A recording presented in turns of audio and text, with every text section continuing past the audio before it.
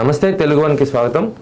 ముఖ్యంగా వైసీపీ అధినేత జగన్మోహన్ రెడ్డి పొలం బాట పట్టారు.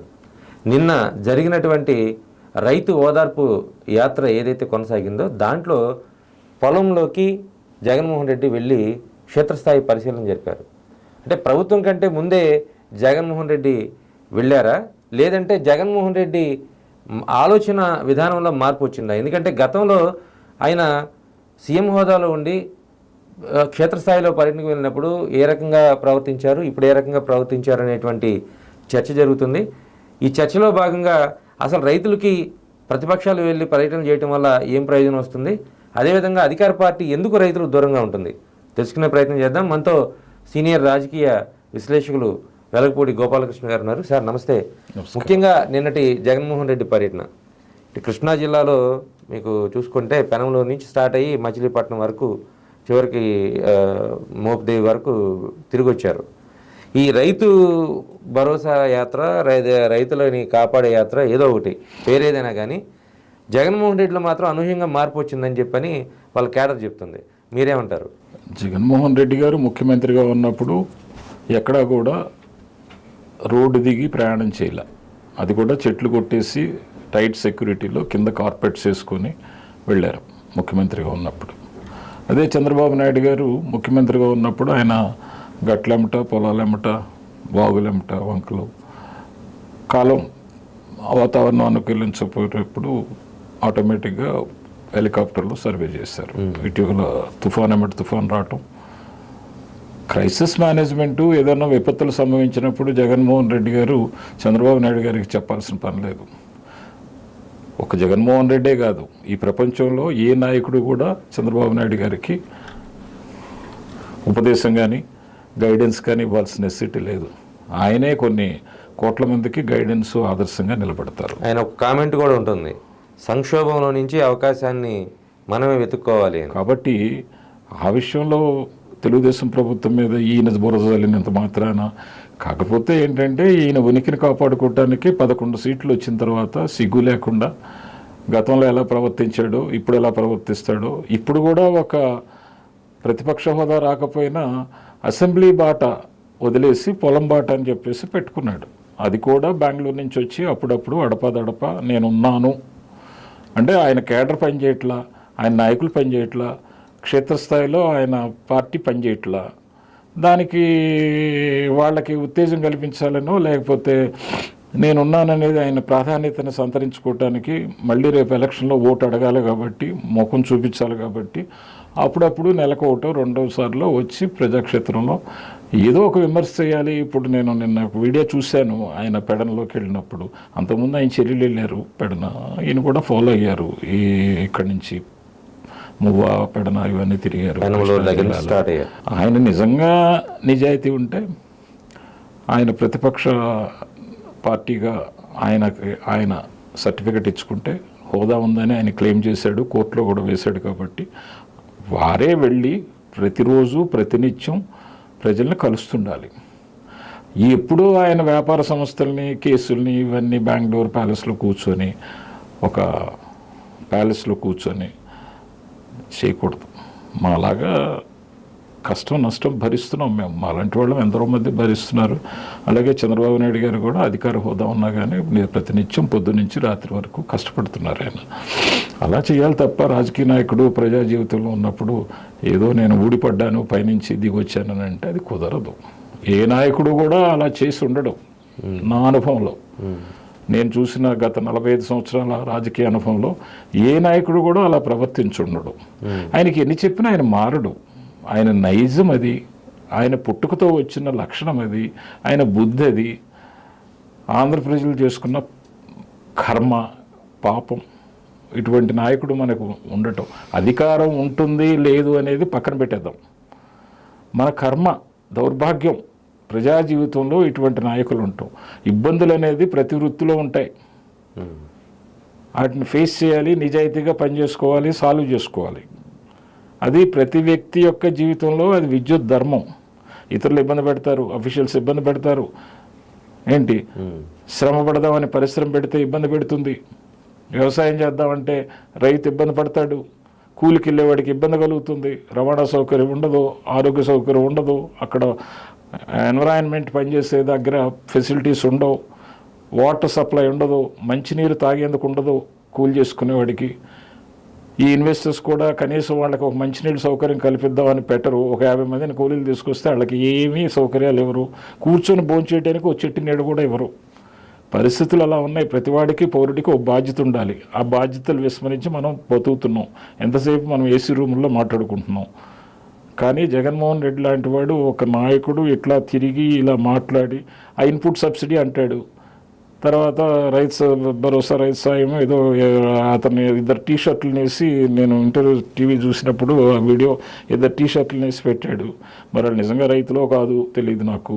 అది సాక్షి మీడియాలో షూట్ చేసుకున్నారు, అది వాస్తవం తెలియదు. అక్కడ ఎవరు రైతులు కనపడలేదు. కొంతమంది రైతులు అయితే చెప్తున్నారు కదా సార్, మాకు ఈ క్రాప్ రావడం లేదు, ఇన్పుట్ సబ్సిడీ రావడం లేదు. అలా 20,000 రూపాయలు సంవత్సరానికి ఇస్తా అన్నారండి ఎలక్షన్ మేనిఫెస్టోలో. అందులో 12,000 రూపాయలు కలిపి, కేంద్ర ప్రభుత్వ సాయం కలిపి, మిగిలింది వేశారు కదా చంద్రబాబు నాయుడు గారు. అది కూడా ఈయన ఇస్తానన్నది 3 విడతలుగా వేస్తా అన్నారు.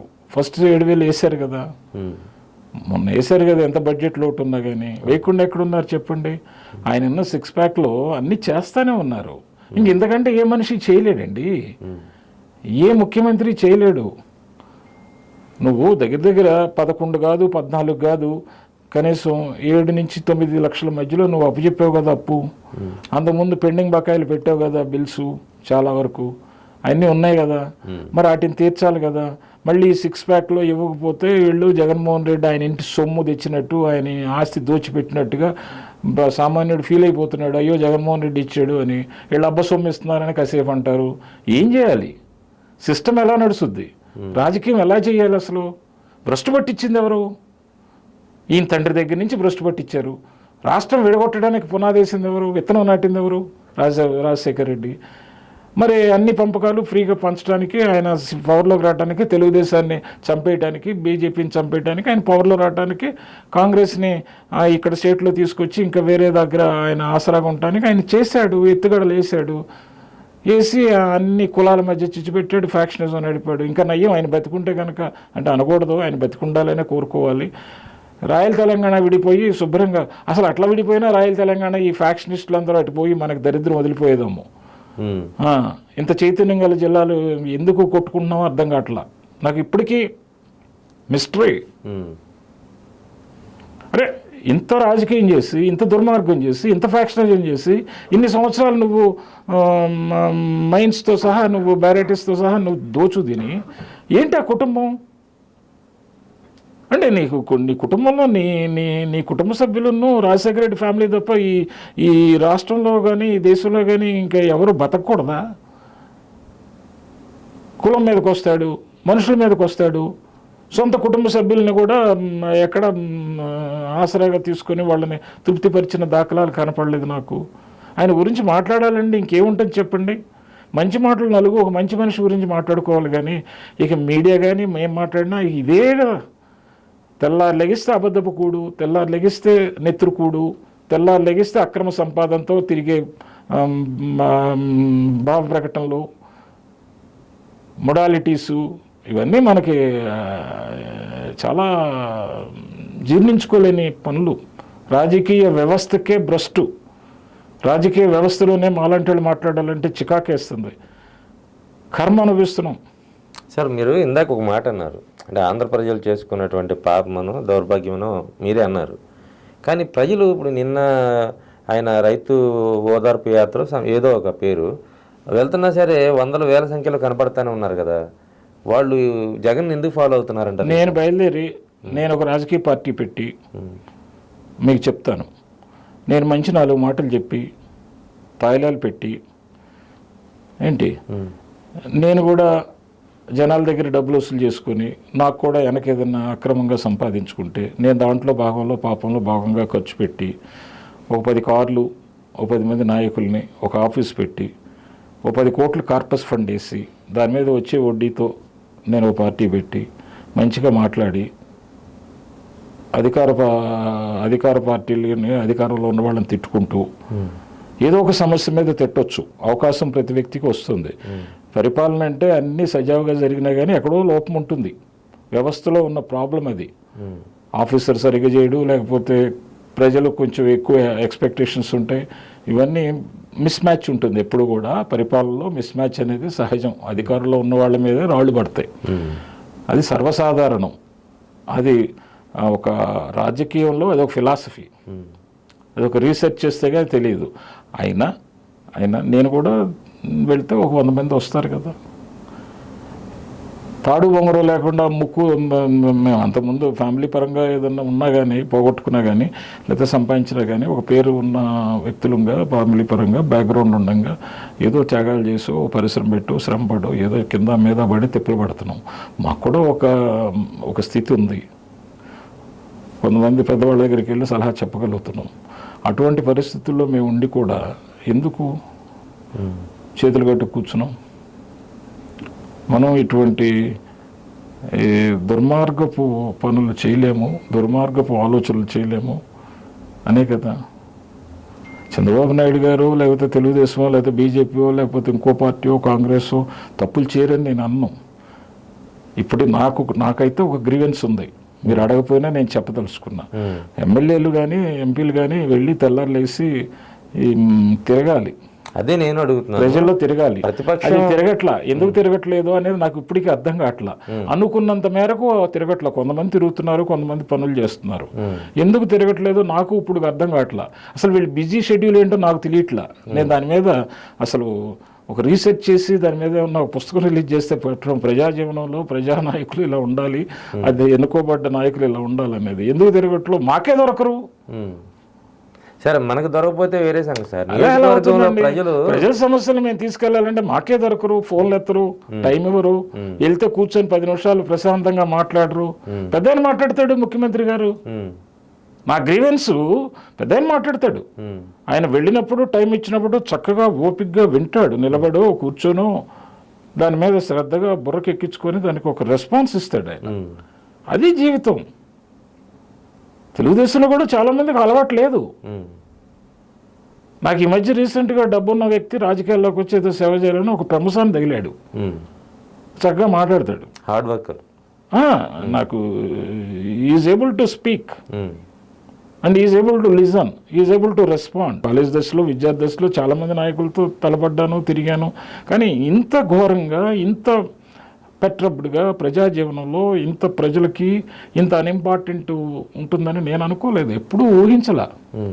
చాలామంది మా బంధువుల్లో, రాజకీయ నాయకుల్లో స్వార్థపూరితంగా, స్నేహితుల్లో వాడుకున్న వాళ్ళు ఉన్నారు, వాడుకోబడ్డాళ్ళు ఉన్నారు. మనం ధర్మపదంగా తీసుకెళ్లిన పని కూడా చేసి మేమేదో ఫేవర్ చేసినట్టు ఫీల్ అయిన వాళ్ళు ఉన్నారు, క్లెయిమ్ చేసుకున్న వాళ్ళు ఉన్నారు. ఇవన్నీ చూసాం. All aspects we have seen. But ఇప్పుడు కూడా ముఖ్యమంత్రి చెప్పిన అఫీషియల్స్ చేయకుండా ఇంకా అలా డైలీగా పెట్టేటట్టున్నారు, పెట్టేవాళ్ళు ఉన్నారు. ఇప్పుడు పనులేమి అంత సఖ్యతగా అవుతున్నాయని నేను అన్నాం, ఆయన నెత్తినోరు బాదుకున్నా. ఇంకొకటి అక్కడ దాకా ఎందుకు, ఇప్పుడు లోకేష్ గారు ఉన్నారు, నిన్న ఇక్కడ పార్టీ ఆఫీస్లో అంత ప్రెజర్ ఉంది ఆయన మీద. ఇది పార్టీ ఆఫీస్లో ఆయన దర్బార్ పెట్టారు, ప్రజా దర్బార్ పెట్టారు, అంతమంది వచ్చారు, పొద్దు నుంచి రాత్రి వరకు కూర్చోవలసి వచ్చింది. అంటే ప్రజా దర్బార్ అనేది పెడితే ఆ గ్యాప్ టైం అనేది ఒక అంశం. అంటే వారానికి ఇప్పుడు వారానికి ఇదివరకు సీఎం గారు తీరుబడి ఉన్నప్పుడు ఒకటి నేను చెప్తున్నా, 1-2 సార్లు ఎమ్మెల్యేలు చేస్తున్నటువంటి పనులు అదే అంటున్నా. అంటే ప్రతిపక్షానికి ఒక ఆయుధంగా మారుతుంది కదా. కాదండి, ఆయుధంగా మారుతుందంటే ఏమండి, ఒకటి ఆయుధాలు, పద్ధతులు ఇవన్నీ పోయినాయండి. ఆ ఎలక్షన్ వచ్చినప్పుడు మళ్ళీ మామూలే. ఇప్పుడు ఆ పనిలో ఉంటారని నేను అనుకుంటున్నా. సార్ నిన్న చూస్తే రోడ్లు బ్లాక్ చేసి కొన్ని వేల మంది ఆడ కనపడుతూనే ఉన్నారు. ఇక్కడ జగన్మోహన్ రెడ్డి పర్యటనలో ఎక్కడ బ్లాక్ చేశారు? చేశారు సార్, రోడ్లు బ్లాక్ అయినాయి. వీళ్ళే చేసుకుంటారు. ఓకే, అదొక ఈవెంట్ మేనేజ్మెంట్ సార్. మీరు అవన్నీ పెట్టుకోకండి మీడియాలో. There all event management. Let me tell you, most of the parties, I am not blaming only YCP, the political appearance, the political meetings have become the event management. ఎప్పుడైతే వ్యవస్థలో కన్సల్టెంట్స్ని పెట్టుకొని పార్టీలు నడిపామో ఆ రోజే భ్రష్టు పెట్టిపోయామండి. వాడు ఎవడండి ఆఫ్టర్ ఆల్ కన్సల్టెంటు? మీకంటే నాకంటే ఫీల్డ్ లెవెల్లో వాస్తవాలు తెలుసుకునేవాడు ఉన్నాడా? నేను ఒక ఉదాహరణ చెప్తా మీకు, ఒక సామెత చెప్తా, మీరు కంపేర్ చేసుకోండి. To compare the functioning of the political parties by event managers or the consultants, అది భ్రష్టు ఎందుకు పట్టిందంటానంటే, సైన్స్ అండ్ టెక్నాలజీ ఇంత అడ్వాన్స్గా ఉన్నా కానీ ఇంకా మనం కొన్ని ఆర్థోడిక్స్ దీని మీద బిలీఫ్ మీద నమ్మి మనం టెంపుల్స్ కూడా వెళ్ళి సైంటిస్టులు శాస్త్రవేత్తలు అన్ని ఇస్రో వాళ్ళు కూడా వెళ్ళి అక్కడ భగవంతుడిని పూజించి చేస్తారు. అది నేచర్ బై డిఫాల్ట్ ప్రకృతిలో వచ్చే ఆ మార్పులు వాళ్ళకి తెలుసు, సైంటిస్ట్ కూడా తెలుసు ప్రతి రంగంలో. అయితే ఇక్కడ ఒకే ఉదాహరణ చెప్తా. శ్రీకాకుళం జిల్లాలో చుట్ట తాగే ముసలమ్మ, చుట్ట తాగుతుంది, వాళ్ళ అలవాటు, కష్టం అది, అది క్రిటిసైజ్ చేయటం కాదు. ఒక గుడిసె ముందు కూర్చొని ఉంటుందండి. ఆకాశంలో మబ్బులు మెరుపులు కనపడతాయండి. ఇంటి ముందు కోళ్ళు మేస్తాయండి. ఒక కోడి ఆ మబ్బులు మెరుపులు, వాతావరణంలో వచ్చే మార్పులు, ఆ గాలి వీచే విధానం వల్ల ఒక కోడి రెక్కలు విరుస్తాయి. కోడి మేస్తూ ఆ రెక్క విడిచే డిగ్రీస్ ఉంటాయి, మనం డిగ్రీస్లో చెప్పుకుంటాం. ఎన్ని డిగ్రీస్లో, ఎన్ని డిగ్రీ కోణాల్లో అది రెక్క ఆడిస్తుంది, లేకపోతే రెక్క ఇటు ఒక పక్కకు వాలుతుందని. ఆ రెక్క వాలే విధానాన్ని బట్టి దాని యొక్క లెక్కలో ఈ ముసలమ్మ చుట్ట తాగుతూ ఇంట్లో కుటుంబ సభ్యులకి చెప్తుంది ఎన్ని దుక్కులు వర్షం పడుతుందో.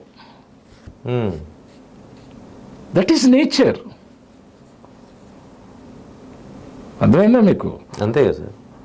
సో అంత సృష్టి ధర్మంగా ఒక వ్యక్తి పరిజ్ఞానం, చదువుకోని వ్యక్తి పరిజ్ఞానం, చదువు లేని వ్యక్తి, ఒక స్త్రీ అలా చెప్పగలిగిందంటే ఈ రాజకీయ మీమాంసలు, రాజకీయ అంశాలు, ప్రజల సమస్యలు, దానికి ప్రక్షాళన ఎలా చేయాలి, ఏం జరుగుతుంది ఫీల్డ్ లెవెల్లో అనేది ప్రతి జిల్లాకి, ప్రతి వార్డుకి, ప్రతి మండలానికి నాయకులు ఇంతమంది విరివిగా పదవుల కోసం ఎగబడేటప్పుడు వీళ్ళు వాస్తవాలు చెప్పలేరా? వాస్తవాల్ని పార్టీ గొడుగు కింద ఉండి మాట్లాడలేరా? లేదా పాలిట్ బ్యూరో దాకా కూర్చుని నాయకులు కరెక్ట్గా విశదీకరించలేరా? అని వాళ్ళకి అవకాశం రాదా? ఏంటో నాకు అర్థం కాదు. ఎందుకంటే కన్సల్టెంట్ ఇన్ని కోట్ల రూపాయలు? కన్సల్టెన్సీ ఎందుకంటే ప్రజాసేవ చేయడానికి కాదు సార్, అంటే మాయ చేసి ఓట్లు ఎలా కొలగొట్టాలని. అంతేనండి. ఓట్ బ్యాంక్ని ఎలా పెంచుకోవాలి, అపోజిషన్ పార్టీ ఎలా స్ట్రాటజీ పెట్టుకుంటుంది, దాన్ని ఎలా కౌంటర్స్ ఇవ్వాలి, దానికి కూడా నేను చెప్పే ఒక ముసలమ్మ అంచనా వేసిన విధానంలో రాజకీయ నాయకుడు అనేది ప్రజాక్షేత్రంలో నాయకుడు వేసి తీరాలి అంటున్నా. అవును. That it self is a great message, great information. దాన్ని పట్టుకొని మనం పార్టీలు నడపాలి, అప్పుడు కరెక్ట్గా విలువలు కాపాడబడతాయి. ఇలా చేయలేం. 2019 ఇలా చేస్తే ఏమవుతుందో తెలుసా? అదొక సినిమాలాగా అయిపోతుంది. సినిమాలో సెట్టింగ్స్ వేసుకొని కోట్ల రూపాయలు పెట్టుబడి పెట్టి లాభాపేక్షతో మనం కలెక్షన్కి పెట్టుకొని చేయటం అవుతుంది. టికెట్లు అనర్హులకి ఇస్తారు, వాళ్ళు చెప్పిన వాళ్ళు అనర్హులు అవుతారు. వాళ్ళు కొన్ని చూస్తున్నాం కదా, కొన్ని పార్టీల్లో ఇప్పుడు గెలిచిన తర్వాత ఎలా కొట్టుకుంటున్నారో. సిగ్గు ఎగ్గు వాళ్ళకి లేదు. అసలు నాయకుడు అంటే భయం లేకుండా పోయిందండి. మేము ఏదన్నా ఇప్పటికి కూడా చంద్రబాబు నాయుడు గారన్నా, రామారావు గారన్నా, లేకపోతే వాజ్పేయి గారన్నా, లేకపోతే మోడీ గారన్నా, ఇంకెవరన్నా వాళ్ళ ముందు మాట్లాడాలంటే మాకు ఒక చాలా ఆలోచించుకొని, ఆచి తూచి, బాడీ లాంగ్వేజ్ కరెక్ట్గా పెట్టుకొని, భాష కరెక్ట్గా పెట్టుకొని, మాకేమీ స్వార్థం లేకపోయినా అలా మాట్లాడాల్సిన పరిస్థితి. అదొక డెకోరం, డిసిప్లైన్, భయం, భక్తి, ప్రేమ, గౌరవం ఎదుటి వ్యక్తి మీద. మిమ్మల్ని సంబోధించేటప్పుడు నేను ఎలా గౌరవంగా పిలుస్తానో అలా. ఆ సిస్టమ్ పోయింది. ఒక 4 కార్లు, కోట్ల రూపాయలు విలువ చేసే కార్లు, ఒక 15 మంది జనాలు, ఎక్కడికి వెళ్ళినా పెద్ద ఖర్చు. ఎందుకండి? ఎందుకు ఈ ఆర్భాటాలు? పోనీ నువ్వేమన్నా పార్టీకి అనుగుణంగా ఉంటున్నావా? పార్టీ పద్ధతి మార్చుతున్నావా? పార్టీ పద్ధతిని పెంపొందిస్తున్నావా? పార్టీ యొక్క ఫౌండేషన్ని స్ట్రాంగ్ చేస్తున్నావా? వాడిని తిట్ట, వీడిని తిట్ట, ఏంటిది? What is this non sense? అసలు పార్టీ జెండా లేకుండా వీళ్ళు గెలుస్తారా? అంతే ఎవరండి? నేనైనా పార్టీ ఎజెండా లేకుండా నేను మాట్లాడలేను. అంతే కదా.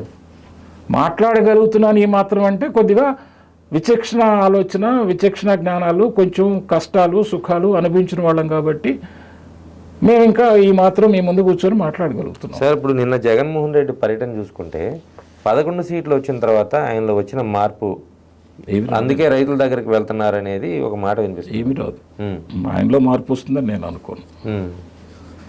ఆయన ఇలాగే చేస్తారు, ఇలాగే ఈ ప్రజలు మళ్ళీ తప్పులు చేస్తారు. వైకుంఠపాళి ఆడకుండా ఉంటే చాలు, చంద్రబాబు నాయుడు గారు చెప్పినట్టు. ఇక్కడ తప్పులు లేవని నేను అంటలా, ఆయన కింద ఆయన సరి చేసుకుంటారు. ఆయనకి ఇంకా మంచి ఆరోగ్యం ఉంది, మంచి భవిష్యత్తు ఉంది, మంచి నడవడుతుంది, ఆయన చేసుకుంటారు. మనం దీని గురించి బాధపడాల్సిన పని లేదు. అయితే ఇక్కడ తప్పులు జరుగుతున్నాయి, అవి కూడా తప్పదు, ప్రక్షాళన చేసుకుంటూ వెళ్ళాలి. ఇంతకంటే మంచి చేసేవాళ్ళు లేరు కంపారిటివ్లీ. I'm talking. నేనేమి ఇదేమి అదరహవ అని అంటల్లా, ఐ డోంట్ సే దట్. ఉన్న దాంట్లో చాలా పద్ధతిగా చేస్తున్నారు. కాకపోతే కొన్ని పద్ధతులు మార్చుకోవాలి, మేము కూడా చెప్తాము. ఆయన వినకపోయినా కొన్ని మార్చుకుంటారు కూడా. ఆయనకు ఒక అలవాటు ఉంది. కింద వాళ్ళని మేము పెద్ద కాన్ఫిడెన్స్లో తీసుకోం. Only one and all in state పైన ఇలా మోడీ గారు, ఇక్కడ కూడా one and all, one person who can listen, who can implement, who can see that justice is being done, is only the person. Ramarao గారి తర్వాత ఆయన, ఇంకెవరు ఆయన్ని రీప్లేస్ చేయలేరు. మీరే స్పెక్యులేషన్ పెట్టుకోకండి. అంటే నేను పెట్టుకోవడం కదా సార్, ప్రజలు కూడా పెట్టుకోవాల్సిన పర్లేదు. ఇప్పుడప్పుడే వీళ్ళల్లో పూర్తిగా దెబ్బలు తగిలి వీళ్ళు గోల్డెన్ స్పూన్తో పుట్టిన మనుషులండి. ఇవాళ వచ్చిన ఇప్పుడు 84 మంది అన్ని పార్టీలు కలిపి కొత్త వాళ్ళు వచ్చారు. They are all born with golden spoon. They never saw the huddles of the peoples difficulties, the huddles of the people they never saw. 84 మందిలో 89-90% గోల్డెన్ స్పూన్తో పెట్టిన వాళ్ళు వీళ్ళందరూ. సో మనకి అదే మూలం. కష్టం తెలియట్లేదు. అన్ని పార్టీలో కలిపి 84 మంది ఉన్నారండి, అవుట్ ఆఫ్ 175. మరి మీరు చెప్పిన 1000 కోట్ల రూపాయలకి అధిపతి పెమ్మసాని, మీరు చెప్తున్న దాని ప్రకారం ఆయన బాగానే పనిచేస్తున్నారు కదా. చేస్తున్నాడంటే ఆయనకి అవసరం, ఎందుకంటే పేరు ప్రఖ్యాతులు అవసరం. డబ్బు ఉంది, దండిగా సంపాదించాడు, అన్అకౌంటబుల్ మనీ ఏం కాదు, చెప్పేదేనండి. ఆయనకేమి వేరే ఫ్రంట్ బ్యాక్ చెడు పనులు చూడాల్సిన పని లేదు. జీవితంలో అతనికి మిగిలింది ఏంటి? పేరు ప్రఖ్యాతులు. ఆ పేరు ప్రఖ్యాతులు నిలబెట్టుకోవాలంటే మంచి పనులు చేసి రావు కదా, కష్టపడిపోతే రాదు కదా. అక్కడ కూడా బ్యాక్ స్టాబింగ్ ఉంటుంది కదా, అతనికి జలస్ ఉంటుంది కదా, అవన్నీ ఫేస్ చేయాలి మళ్ళీ అతను. ఇప్పుడు నాలాంటి వాడు ఏదైనా మంచి మాట్లాడితే నాకు బ్యాక్ స్టాబింగ్ ఉంటుంది, జలస్ ఉంటుంది. I have to face all this music. తప్పదు, జీవన విధానంలో ఒక భాగం కింద వెళ్ళాల్సిందే. కింద పడాలి, మీద పడాలి. కానీ నిన్న మొన్న చూసిన రాజకీయ పార్టీల ఓదార్పు అంటే ఈస్ట్ గోదావరి, వెస్ట్ గోదావరి, అక్కడ ఈ సైక్లోన్తో బాగా ఎఫెక్ట్ అయ్యింది. అక్కడికి ఎవరు పోవట్లేదు, అంతా కృష్ణా జిల్లా మీద పడ్డారేంటి? అంటే ఈస్ట్ వెస్ట్ ఎఫెక్ట్ అయినా కృష్ణా ఎక్కువ ఎఫెక్ట్ అయింది. రెండోది ప్రాబబ్లీ ఇది ట్రావెలింగ్ కన్వీనియంట్ అమ్మో. ఓకే, దగ్గర కదా విజయవాడకి, గుంటూరుకి. బహుశా ఆ విధంగా కూడా మార్నింగ్ వెళ్తే నైట్కి వెనక్కి వచ్చేయచ్చు కదా. ఈస్ట్ వెస్ట్ వెళ్తే కష్టం కదా రావటం. మళ్ళీ అర్ధరాత్రి 3 అయిపోద్ది. మరి 3 అయిపోయినప్పుడు నిద్రాభంగం, ఇంట్లో పనులు, వీళ్ళ వ్యాపార వ్యవహారాలు ఇవన్నీ ఉంటాయి కదా, పనులు, ఒత్తిళ్ళు. చెప్పాను కదా that today majority of the people in politics they Born with the golden spoon. నాలాంటి వాడు అనమాట, పిచ్చోడట మాట్లాడతాడు అంటారు. సో ఆ లగ్జరీ మెయింటైన్ చేస్తూనే రాజకీయాలు చేస్తున్నారు. Without luxury there are no politics అండి. ఇప్పుడు సింపుల్గా ఉందామన్నా చంద్రబాబు నాయుడు గారికి ఆయనకు ఉండే అవకాశం లేదు. 2 రీజన్స్. ఒకటి టైం షెడ్యూల్, రెండోది సెక్యూరిటీ ఆస్పెక్ట్, ఉమ్, మూడోది బై డిఫాల్ట్ ఏజ్డ్ పర్సన్, ఉమ్, ఆరోగ్యం చూసుకోవాలి. ఈ 4 అంశాల మీద ఆయన తప్పదు లగ్జరీగా చేయటం. ఆయనకి ఇది is warranted with all these facilities. ముఖ్యమంత్రిగా కాదు, అసలు ఆయనకి ఇన్ పర్సన్ సింపుల్గా ఉంటాడు. ఉమ్. అవును. ఏదో రోజుకు 2 పూట్ల డ్రెస్ మార్చుకుంటాడు, అదే సేమ్ స్టైల్. ఆయనకేం జేబులో రూపాయి కూడా ఉండదు, పక్కాడే కూడా ఇవ్వాలి. ఏదన్నా ఖర్చు పెట్టాలంటే దాచి తీసుకెళ్ళి ఇవ్వాలి. అట్లా ఉంటుంది ఆయన స్టైల్. ఒక్కొక్కళ్ళది ఒక్కొక్క స్టైలు. వీళ్ళందరూ ఏంటంటే పిల్లకాయలు, they Born with the golden spoons. They don't know the difficulties of the people. పబ్లిక్లో వాళ్ళకి తిరగటం అంటే హంగు, ఆర్బాటం, లగ్జరీ, మనీ, అన్నీ ఓట్ బ్యాంక్ తెచ్చుకోవటం వీళ్ళకి. అలా వాళ్ళు ఏంటంటే సర్వైవల్ ఫ్యాక్టర్ చూసుకుంటూనే రేపు అధికారాన్ని కోల్పోకుండా అవకాశాలు దక్కించుకుంటేనే మనం ఏదైనా చేయగలుగుతాం కదా అధికారం చేతిలో ఉంటే అనే ఉద్దేశంతో.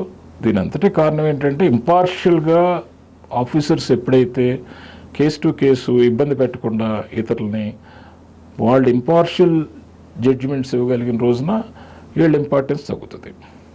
ఓకే, బేసిక్ మూల సిద్ధాంతం అదండి.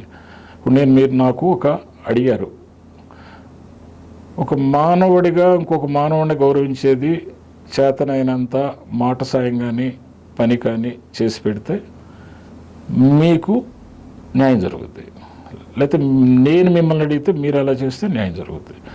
ఈ రెండూ లేనప్పుడు ఇంకోటి ఏంటంటే ప్రభుత్వ ఆధీనంలో కొన్ని ఉంటాయి కదా పద్ధతులు.